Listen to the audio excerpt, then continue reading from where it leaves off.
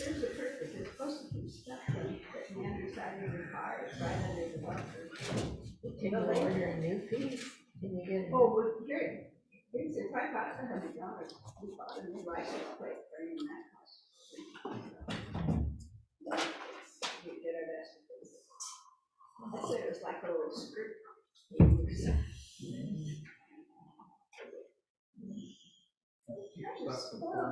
Yeah. He said it was black and white. I was gonna go home and do other things, not fix the car. Last night? And we fixed it, we got under the fix the car. 7 minutes, whatever it was. Morning, traffic. Good morning. Good morning. How's everyone doing today? Anyone have anything interesting happen the last couple weeks?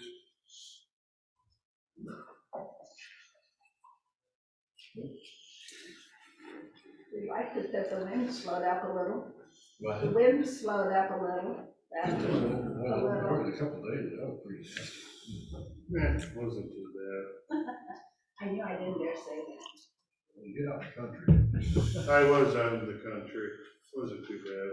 It wasn't in the right place. If you lived out there, you'd have a lot of cleanup. Wasn't too bad. Houses are still standing. Could be worse. Houses are still standing. Could be worse. Oh, yeah. It's only burned down. Well, that's fire, not wind. That's what the wind caused the fire. The wind blew the dead tree into the power line and Yeah, got killed. Is that what happened? that's what they said. West. Yeah. That fire chief, volunteer fire chief. And the other man must be terribly hurt because they life flighted him to Omaha, so he must be in great critical. Yeah. If it hadn't been for the wind, it might not have started. Yeah. I read 8 houses were destroyed. That's Pretty bad. Pretty bad. pretty bad. They don't even count the livestock or the woodland or the pasture we had the elderly MS rally yesterday. Mm-hmm. It was talked about entirely too much. So I don't understand. Do you still have a job? Are you still the advisor? Yes. What was discussed was one of two things, either expanding my role or taking Pastor Vogel's role and making it a traveling role while keeping my role permanent.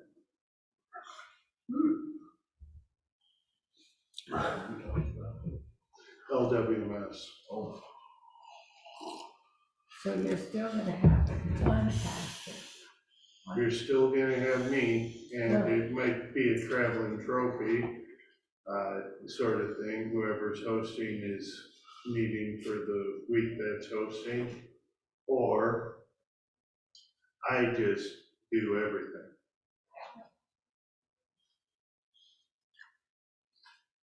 Those were the two suggestions, because Pastor Vogel's struggling to find someone to take his place. I see. Has he been doing this a long time or? 4 years. That's the term limit.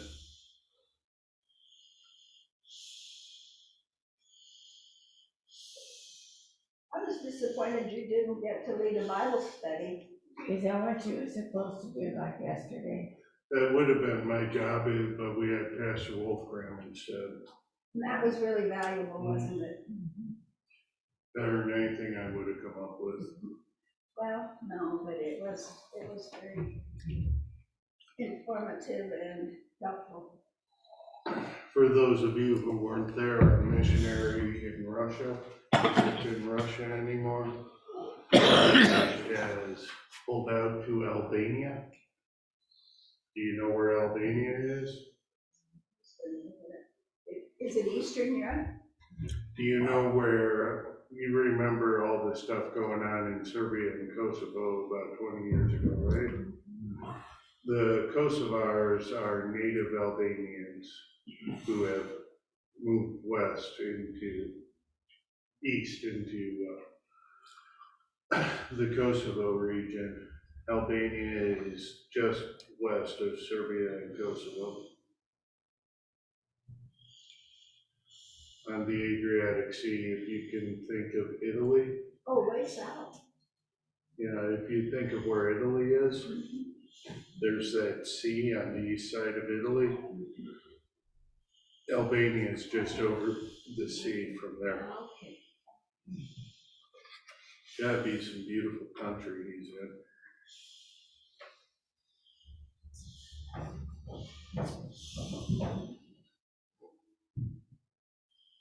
You could feel their pain at having to leave Russia.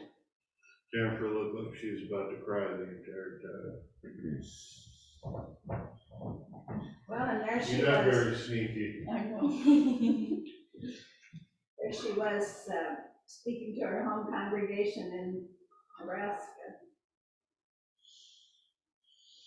Or her home area anyway, her mom.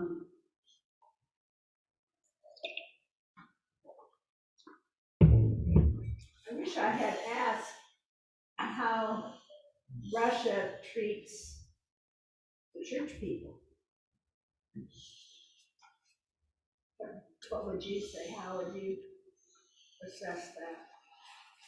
I haven't the vaguest idea, other than to surmise that anyone connected to Americans probably is in a less good spot than they would otherwise be right now. Okay. So the ministers they were training are suspect to the government? Possibly. There was one minister they were training, and he's laid up in the hospital for a while now, so. And they talked about that, didn't they? Yes, he had surgery to lengthen his left leg. Yeah, had a cage on his leg. Yeah. So.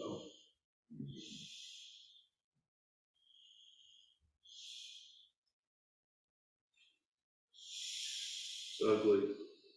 This is that's the word for it.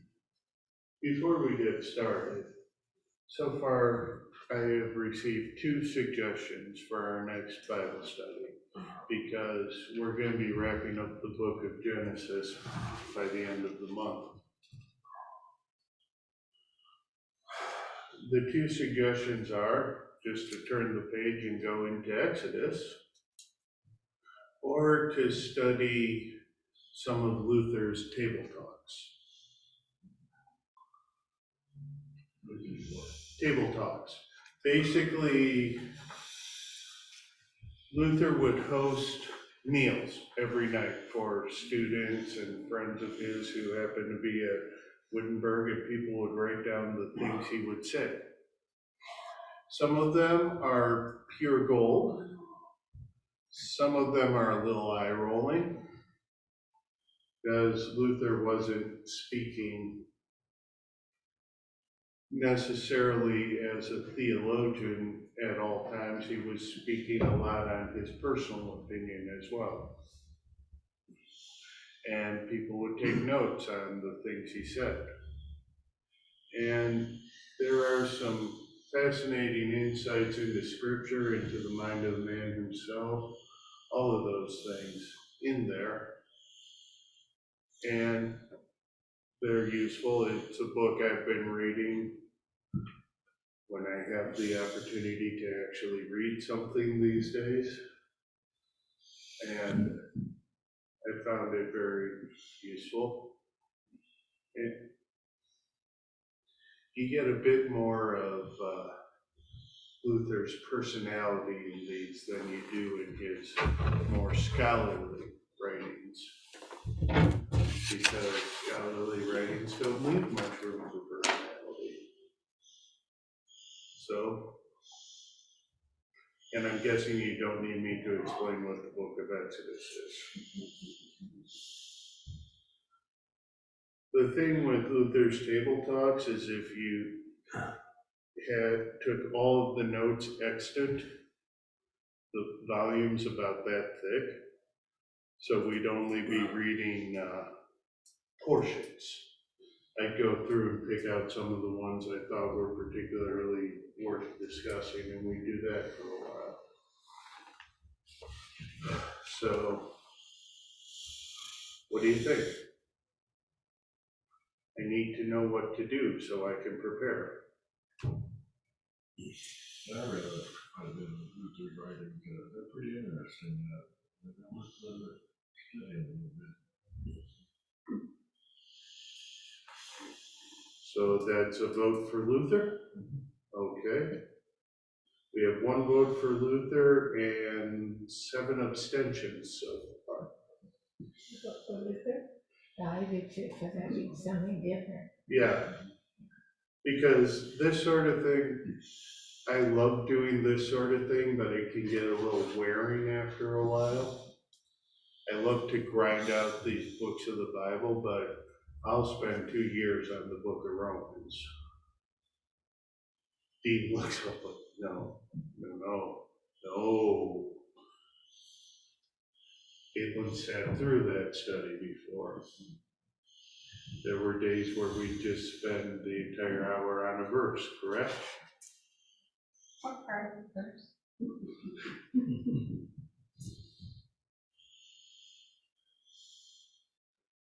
Okay, we've had 3 votes for Luther and 5 abstentions so far.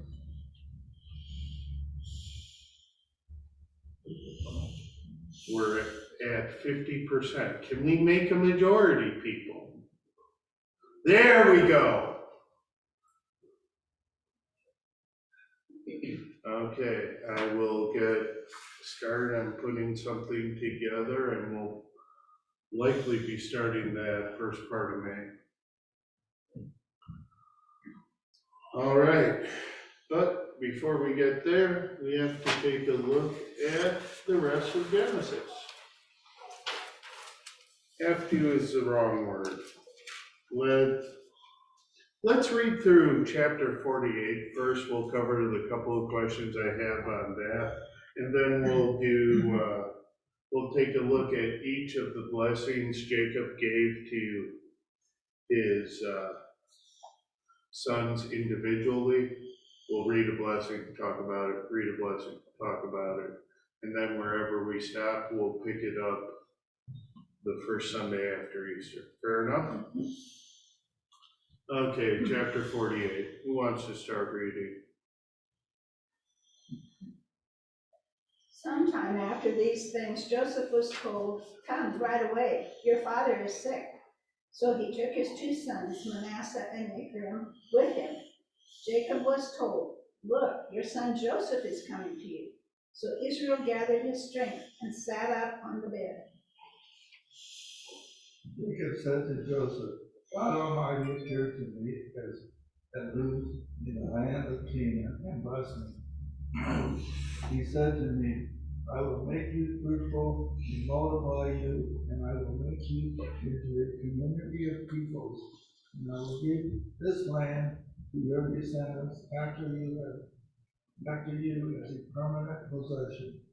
Now your 2 sons who were born to you in the land of Egypt before I came to you in Egypt will be counted as mine. Ephraim and Manasseh will count as my sons. Thank you. The same as Reuben and Simeon. Your sons that you father after them will count as your own for receiving their inheritance. They will be registered under the name of their brothers. As for me, when I came back from Canaan, I lost Rachel, died on a journey in the land of Canaan, when we were still some distance from Egypt. I buried her there on the way to Ephraim, that is Bethlehem. Israel saw Joseph's sons and asked, Who are these boys? Joseph said to his father, They are my sons, whom God has given me here. Israel said, Please bring them to me, and I will bless them. Now the eyes of Israel were failing because of his age, and he could not see. Joseph brought the boys close to Jacob, and he kissed them and embraced them. Israel said to Joseph, I did not think I would see your face, but now God has let me see your offspring also. Joseph moved them from Jacob's lap, and he bowed down with his face to the ground. Joseph led them both. He led Ephraim with his right hand toward Israel's left hand, and Manasseh with his left hand toward Israel's right hand, and brought them close to him. But Israel, crossing his hands, stretched out his right hand and laid it on the head of Ephraim, who was the younger, and his left hand on Manasseh's head, while Manasseh was the firstborn. He blessed Joseph and said, Let me just, may the God before my father Abraham and Isaac, walk. The God who has been. May the God before whom my fathers Abraham and Isaac walked, the God who has been my shepherd all my life to this day, the angel who has redeemed me from all evil, bless these lads, and let my name be placed on them, and the name of my fathers Abraham and Isaac. Let them grow into a multitude in the midst of the earth. When Joseph saw that his father laid his right hand on the head of Ephraim, he was displeased. He held up his father's hand to remove it from Ephraim's head to Manasseh's head. Joseph said to his father, Not so, my father, for this one is the firstborn. Put your right hand on his head. His father refused and said, I know, my son, I know.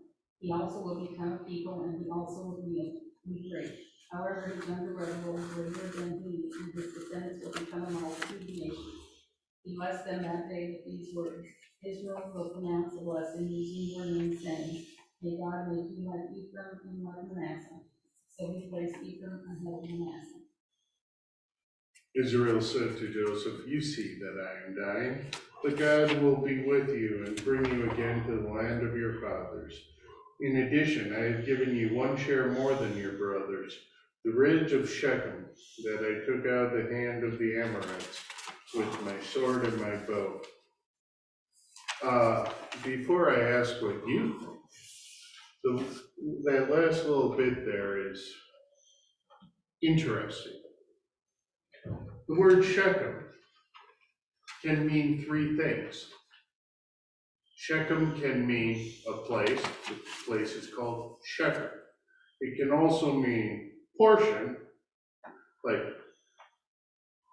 here is your Shechem, here is your part, your portion. Or it can mean ridge, like ridge. We're not sure what Jacob was talking about here, but it seems to have been a play on words, because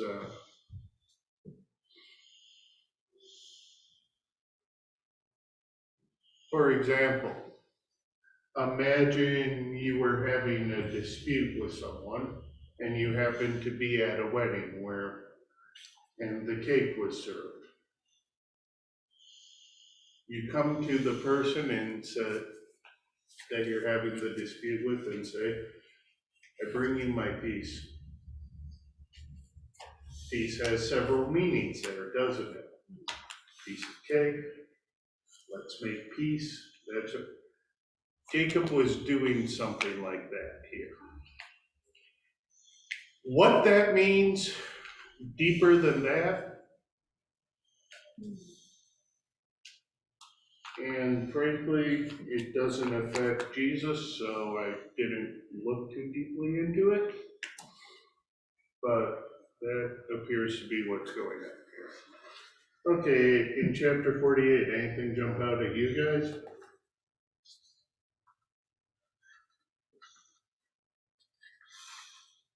This is the portion where Nancy typically anticipates one of the questions I will ask.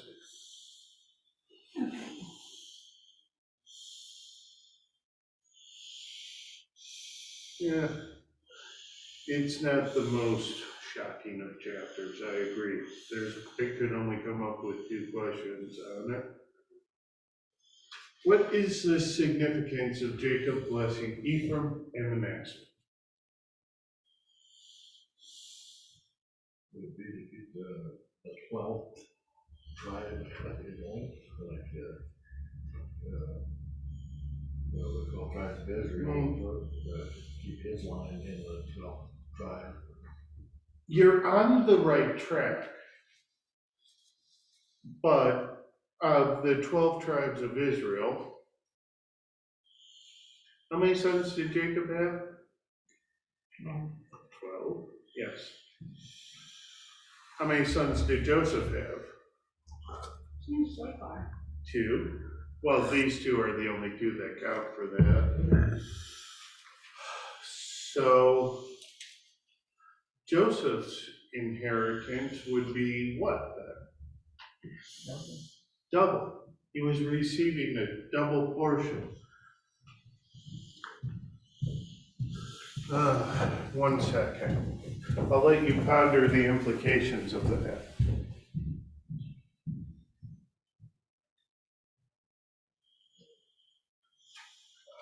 That's pretty significant. What will happen when his brothers find out?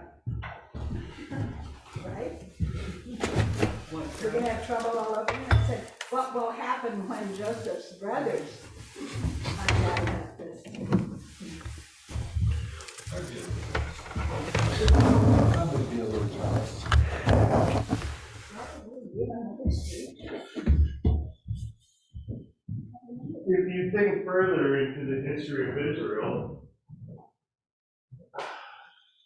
what tribe received no land? The Levites, very good. The Levites received no land. Only they were to serve as like wandering priests to carry out the religious duties in the various areas. The Levites received 0 land, which brought the number back down to 12. So that's part of what was happening here. So what was the significance of Jacob having crossed his arms?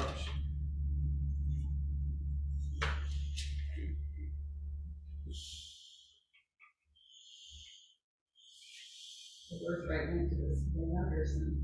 Yeah. Of course Jacob would have the birthright go to the younger son, right? Repeating history. Yeah, a little bit there.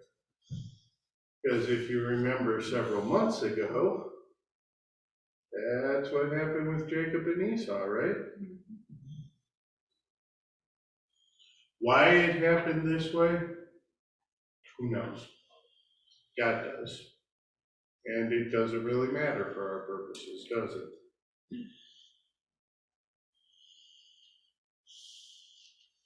Anything on that?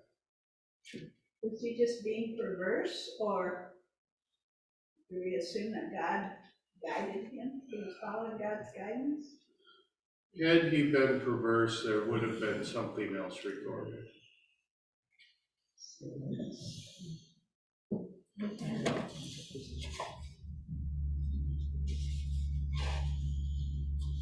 Yeah.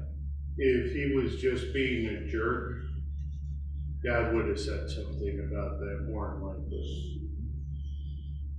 Because God frequently doesn't let such things happen unremarked on at least.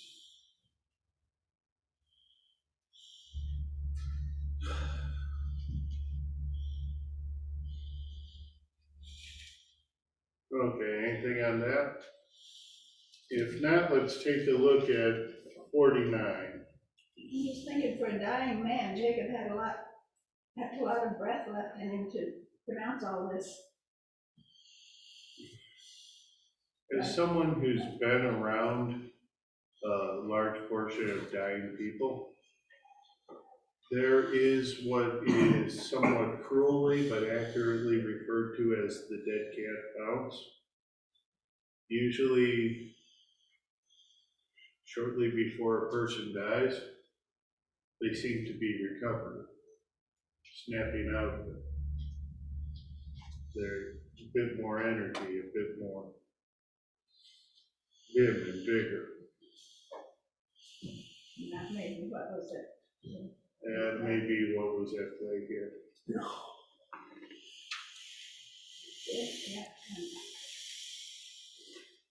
Not my favorite turn of phrase, but it's the one that exists. So.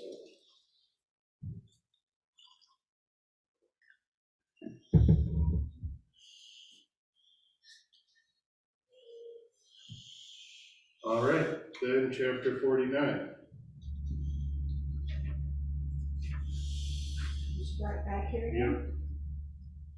Jacob called his sons and said, gather together so that I can declare to you what will happen to you in the days to come. Assemble together and listen to this, you sons of Jacob. Listen to Israel, your father. Reuben, you are my firstborn, my might, and the beginning of my vigor, excelling in dignity and excelling in power. Boiling over with like water, you shall not excel, because you went up to your father's bed and you defiled it. You went up to my couch. All right. So the blessing for Reuben, what was it? Did not excel. It was what? You will not excel. You're going to be okay, but you're not going to be great. You're not going to be what the firstborn might be considered to be, because you took one of my concubines.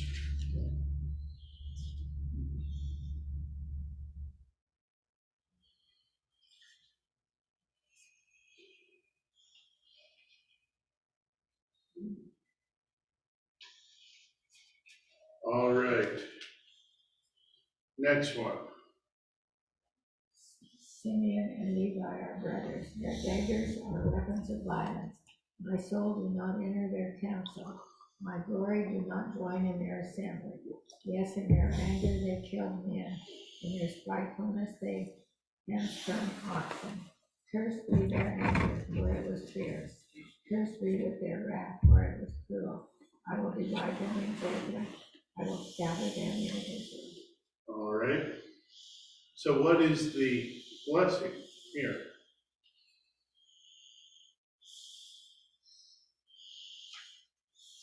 The curse. Why?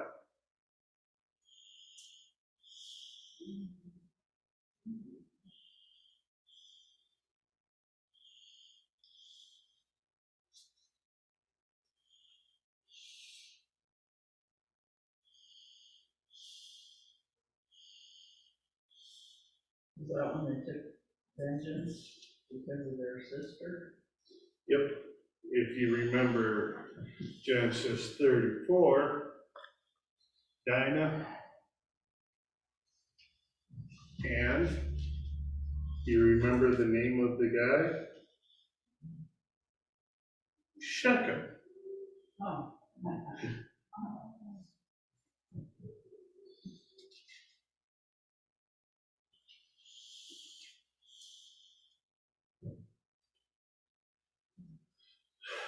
Shechem did a bad, terrible thing, and Simeon and Levi got the men of that city to circumcise themselves, and while they were in rather considerable agony, Simeon and Levi did something I frankly would have been inclined to do.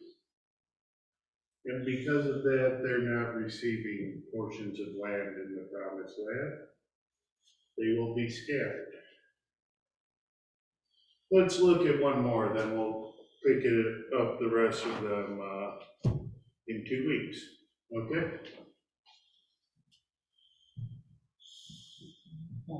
Judah, your brothers will praise you. Your hand will be on the throat of your enemies. Your father's sons will bow down to you. Judah is a lion's cub. You have gone up from the prey, my son. He stooped down, he crouched like a lion. He is like a lioness who will provoke him. The scepter will not depart from Judah, nor the ruler's staff from between his feet, until the one to whom it belongs comes. He will receive the obedience of the people. He will tie his foal to the vine, his donkey colt to the choice vine. He has washed his clothing in wine, his garments in the blood of grapes. His eyes will be darker than wine, his teeth whiter than milk. What's being promised here? The Savior. That's the obvious and most important one. What else is going to be there? Will be like a leader among. Yes. He will be a leader. He will be in the leadership position. And if you look at the history of the nation of Israel, what tribe produced all the kings? Judah. Till you get the split, then the northern kingdom had their own line, but also descended, at least at the beginning, from Judah. All right. Anything further in this? Just think, I can't make the connection. I don't know if there is a connection, but on Palm Sunday, verse 11 sort of strikes you, doesn't it? Tie his foal to the vine. His donkey's colt to the choice vine. Yeah. I don't know if there's a connection. I would be stunned if there wasn't, but I can't draw it for you. The more direct and obvious prophecy is the one the sermon will be based on today from Zechariah 9. But I would be surprised if this wasn't some sort of imagery related to what we're going to see Jesus doing today. But I could be wrong. I've been wrong before. Yeah, it fits. I've been wrong twice. I turned to go south instead of going north once. And the other time I thought I was wrong about something, but. Thought you were running away. All Well, right. maybe that would make you wrong 3 times then. No, No? Okay. Okay. We trust your word. you better.